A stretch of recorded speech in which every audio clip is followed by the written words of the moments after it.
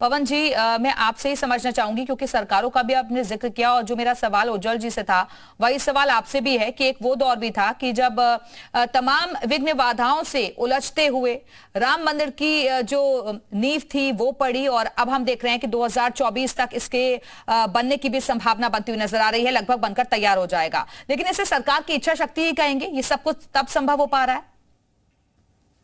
जी हाँ, बिल्कुल, ये इच्छा शक्ति की तो बात है ही है। 500 वर्ष तक भारत की जनता ने राम मंदिर बने ऐसा संकल्प लिया और संकल्प के लिए लगातार वो प्रयासरत रहे। 1989 से पालमपुर अधिवेशन के बाद से कुछ लोगों ने एक पार्टी के साथ, एक संकल्प के साथ, भाजपा के साथ, विश्व हिंदू परिषद ने भी, संघ ने भी जो संकल्प शक्ति दिखाई और लगातार इस डायरेक्शन में काम किया। उसके बाद माननीय अदालत ने जब वह फैसला राम मंदिर के हक में दिया, हाँ, उसके बाद कहीं कोई प्रतिरोध विरोध नहीं हुआ। ये बहुत ही अच्छी बात है। लेकिन इसके लिए ये इतना आसान नहीं था। इसके लिए कितने लोगों ने अपनी जान दी, ये हमें ध्यान रखना होगा। इसके लिए कितने लोगों ने बहुत बड़ी बड़ी कुर्बानियां दी, ये हमें ध्यान रखना होगा। कैसे कैसे गरीब से गरीब व्यक्ति ने भी आर्थिक रूप से मदद की, यह हमें ध्यान रखना होगा। तो भगवान श्री राम जी का जो मंदिर आज बन रहा है, ये संपूर्ण भारत की, मैं इसमें सभी नागरिकों को शामिल करना चाहूंगा, ये संपूर्ण भारत की एक महान संकल्प शक्ति है जिसकी वजह से ये मंदिर बन पा रहा। हाँ, कुछ लोगों ने इसका विरोध किया, प्रतिरोध किया, कुछ लोगों ने इसको वहां बनने ना देने का संकल्प भी लिया। लेकिन सत्य का जो संकल्प होता है वो असत्य के संकल्प से बहुत बड़ा होता है, और सत्य का संकल्प पूर्ण हुआ और ये मंदिर पूर्ण रूप में सबके सामने जनवरी, मुझे लगता है जनवरी में इसके द्वार सबके लिए खोल दिए जाएंगे। और उसके बाद पूरा विश्व राममय होगा। राम जी के सामने खड़े होकर हम जब राम जी की उपासना करेंगे तो हम ये सब भूलकर और वही मीठी याद और श्री राम जी की कृपा वो छत्र के रूप में धारण करेंगे और उससे देश का विकास हो, देश में सौहार्द शांति हो, ऐसी कामना भी करेंगे। ठीक है पवन जी, आप बने रहिएगा हमारे साथ। हमारे सहयोगी मयूर शुक्ला भी इस वक्त अयोध्या से जुड़े हुए हैं। मयूर, हम चाहेंगे कि सबसे पहले आप तस्वीरें दिखाइए जरा वहां के कार्यक्रम की। बिल्कुल, देखिए आज एक बहुत ही अनोखा दिन है और भगवान राम का जिस तरीके से जलाभिषेक किया जाना है और ये बड़ा ही अद्भुत है। 155 देशों से लाया हुआ जल हम आपको दिखाना चाहेंगे। जो तांबे के लोटे हैं उसमें 155 देशों से जो जल लाया गया है वो यहाँ पर मौजूद है और हर एक देश का झंडा उस तांबे के लोटे पर लगा हुआ है जहाँ से ये जल लाया गया है। और अब 2 बजे के अराउंड भगवान राम को जलाभिषेक किया जाएगा, अभी इसका पूजा पाठ यहाँ पे किया जाएगा। और पूरी दुनिया भर से तमाम ऐसे देश हैं जहाँ डेलीगेट्स और राजनयिक यहाँ पर पहुँचे हुए हैं। स्टेज पर हम दिखाना चाहेंगे कि अलग अलग धर्म के जो गुरु हैं, चाहे वो जैन धर्म के हों, बौद्ध धर्म के हों, दूसरे देशों से आए हुए, पूरे भारत से आए हुए तमाम धर्म गुरु स्टेज पर इस वक्त मौजूद हैं। और कुछ देर के बाद यहाँ पर अभी पूजन होगा और पूजन करने के बाद ये जितने भी लोटे हैं इनको ले जाके रामलला के दरबार पर ले जाके वहाँ पर जलाभिषेक करने का 2 बजे का समय है जो किया जाएगा। और बड़ा ही एक अद्भुत दिन है, अनोखा दिन है जिस तरीके से राम मंदिर का निर्माण हो रहा है। संभवतः अगले साल तक लोगों के लिए भगवान राम का मंदिर खुल जाए। लेकिन ये जो 2 साल पहले मुहिम शुरू हुई, लगभग 2020 में ये एक मुहिम शुरू हुई दुनिया भर से जल लाने को, और पाकिस्तान और अफगानिस्तान की नदियों का भी पवित्र जल यहाँ पे लाया गया है। दूसरी तरफ की तस्वीर हमारे कैमरा पर्सन दिखाए कि कितनी बड़ी संख्या में जो दूसरे देशों के राजनयिक हैं वो यहाँ पर पहुँचे हुए हैं, डेलीगेट्स हैं, राजदूत हैं और जो तमाम हिंदू धर्म के जिन्होंने झंडा जो है वो लहराया है, दुनिया भर में परचम लहराया है। भगवान श्री राम के जो भक्त हैं वो आप देख सकते हैं, अलग अलग देशों से लोग यहाँ पर आए हुए हैं और साधु संतों को भी यहाँ पर बुलाया गया है। हालांकि रक्षा मंत्री राजनाथ सिंह को आना था, स्वास्थ्य कारणों से वो यहाँ नहीं पहुँच सके। इसी के साथ योगी आदित्यनाथ को भी, सीएम को यहाँ पर पहुँचना था, लेकिन उनको वाराणसी जाना है, इस वजह से वो आज के कार्यक्रम में शिरकत नहीं कर पा रहे हैं। लेकिन तमाम जो बड़े बड़े साधु संत हैं, बाबा रामदेव को भी यहाँ पर पहुँचना है, वो भी कुछ देर में यहाँ पर पहुँच सकते हैं। लेकिन चंपत राय की अध्यक्षता में इस पूरे कार्यक्रम का आयोजन यहाँ पर जो है वो किया जा रहा है और दुनिया भर से बड़ा ही बहुत भव्य ये कार्यक्रम है।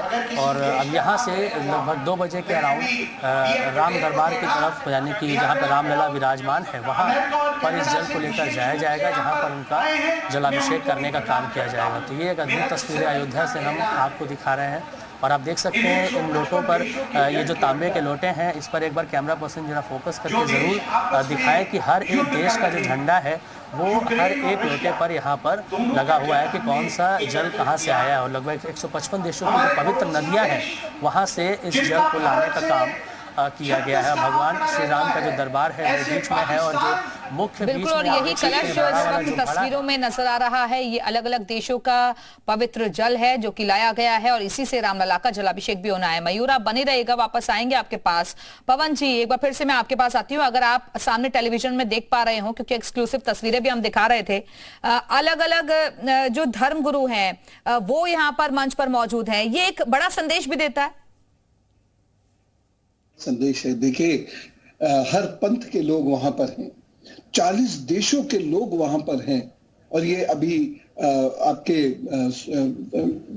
स्क्रीन पर चल भी रहा है। 40 देशों के इतने सारे लोग वहां पर इकट्ठे हों और जय श्री राम का जयकारा जब वो करे तो ये बहुत बहुत बड़ी सफलता है। इसके मायने बहुत कम लोग समझ रहे होंगे, लेकिन जो समझ रहे हैं वो जानते हैं कि ये अंतर्राष्ट्रीय जगत में सफलताओं में से एक बड़ा सोपान है जो भारत ने आज प्राप्त किया है।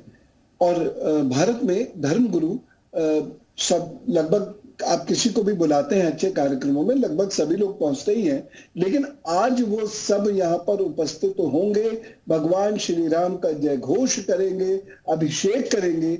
ये कोई छोटी बात नहीं है। ये हम ये भी दिखाना चाह रहे हैं कि मंच पर जब धर्म गुरु हैं या आध्यात्मिक गुरु हैं, जब वो उपस्थित होते हैं किसी उद्देश्य विशेष के लिए, तो इसका एक बहुत बड़ा संकेत है कि भारत, पंथ अलग हो सकते हैं, पूजा पद्धति अलग हो सकती है, लेकिन भारत का समाज एक है, सनातन संस्कृति एक है। और ये सनातन संस्कृति प्रभु राम जी के चरणों में शीश नवाते हुए विकास के बहुत ऊंचे आयाम, बहुत ऊंचे पथ तय करेगी, सहिष्णुता के बहुत ऊंचे पथ तय करेगी, सौहार्दपूर्ण वातावरण होगा और पूरे विश्व को हम आगे जाकर यानी कि पवन जी आप ये कहना चाह रहे हैं कि सांस्कृतिक तौर के साथ साथ आध्यात्मिक तौर पर भी इससे और भी ज्यादा मजबूती मिलने जा रही है।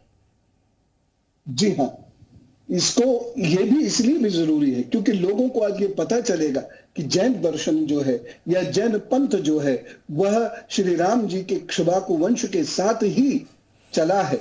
पुष्पित पल्लवित वो वैसे ही हुआ है, जो क्षत्रिय थे वो इक्ष्वाकु वंश में आ गए और जो लोग आध्यात्मिक थे वह जैन दर्शन को अपनाते हुए, जैन परंपराओं को अपनाते हुए वह अध्यात्म की ओर चले गए और उन्होंने पूरे विश्व को एक बहुत बड़ा संकेत दिया, अहिंसा का बहुत बड़ा दर्शन दिया, परिग्रह का बहुत बड़ा दर्शन दिया। तो यह भी आज लोगों को स्पष्ट हो रहा है कि बौद्ध दर्शन भी वैसे ही एक पंथ है जो आज मंच पर विराजमान है, जो प्रभु राम जी से कहीं भी अलग नहीं है। तो पूरी दुनिया को यह संदेश जाना बहुत आवश्यक भी था और यह संदेश आज मंच से जा रहा है, ये बहुत गर्व की बात है। ठीक है पवन जी, आप बने रहेगा, वापस आते हैं आपके पास। उज्जवल पंडित जी भी लगातार हमारे साथ बने हुए हैं। उज्जवल जी, इन तस्वीरों को देखकर आप क्या कहना चाहेंगे, क्योंकि अलग अलग धर्मों से जुड़े हुए जो धर्मगुरु हैं वो भी हमें मौके पर मौजूद नजर आ रहे हैं, तमाम देशों से विशेष अतिथियों के शामिल होने के साथ साथ ये क्या मैसेज देता है? देखिए, ये बहुत ही खुशी और मुझे तो गौरवान्वित कर रहा है और ऐसे हर भारतीय को कर रहा है कि जब ये भारत विश्व गुरु था और उसके बाद 1000 वर्ष तक ये भारत गुलाम रहा, लेकिन यहाँ की आध्यात्मिक शक्तियां, यहाँ के जप तप भजन, ये सब यहां लगातार होते रहे।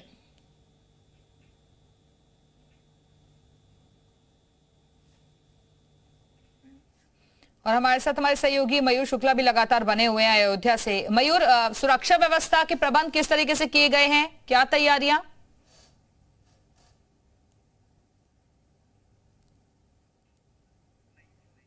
मयूर, आवाज मिल रही है आपको? उज्जवल जी, आप तक आवाज पहुंच पा रही है? उज्जवल जी, क्या आप सुन पा रहे हैं? ठीक है, लगता है आवाज उन तक नहीं पहुंच पा रही है। पवन जी, एक बार फिर से मैं आपके पास ही आना चाहूंगी, क्योंकि अक्षय तृतीया के मौके पर और अभिजीत मुहूर्त में आज का कार्यक्रम होना, इसकी भी महत्वता बहुत ज्यादा है। जी हाँ, सृष्टि का प्रारंभ हो रहा है, एक नए युग का, एक नए काल का प्रारंभ हो रहा है। और प्रभु श्री राम का जो जन्म का नक्षत्र है वो अभिजीत ही है। ये वो नक्षत्र है कि व्यक्ति को संघर्ष तो करना पड़ सकता है, लेकिन पराजय का सामना कभी नहीं करते इस मुहूर्त, इस नक्षत्र में जन्म लेने वाले लोग। प्रभु श्री राम जी का संघर्ष कोई सामान्य संघर्ष नहीं है। लोग कांप जाते इतना संघर्ष देखकर, लेकिन प्रभु श्री राम जी ने लगातार संघर्ष किया और विजय का सामना किया। हर जगह उनको विजय प्राप्त हुई क्योंकि धर्म के वो साथ थे। तो ये बहुत महत्वपूर्ण समय है और ये बहुत सोच समझकर मुहूर्त चुने होंगे लोगों ने, जिसकी वजह से इस समय में आज अभिषेक किया जा रहा है।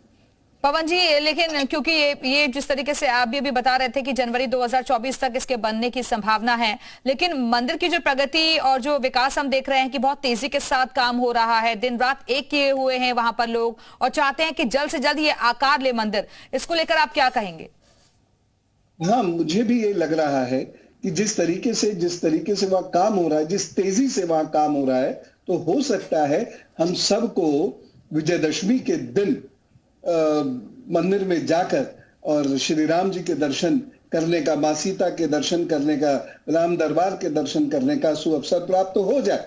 ऐसा मुझे लग रहा है, ऐसी संभावनाएं मुझे लग रही है, क्योंकि वहां दिन रात काम हो रहा है और इतने बड़े स्तर पर नक्काशी जो की गई है, इतने बड़े स्तर पर जो खंभे लगाए गए हैं, ये कोई सामान्य बात नहीं है, ये बहुत बड़ी उपलब्धि है। तो मुझे लगता है कि ये संभव होगा कि विजयदशमी के उपलक्ष्य में हम सब लोग वहां पर जाके अपना मस्तक नवा सकेंगे श्री राम जी के चरणों में।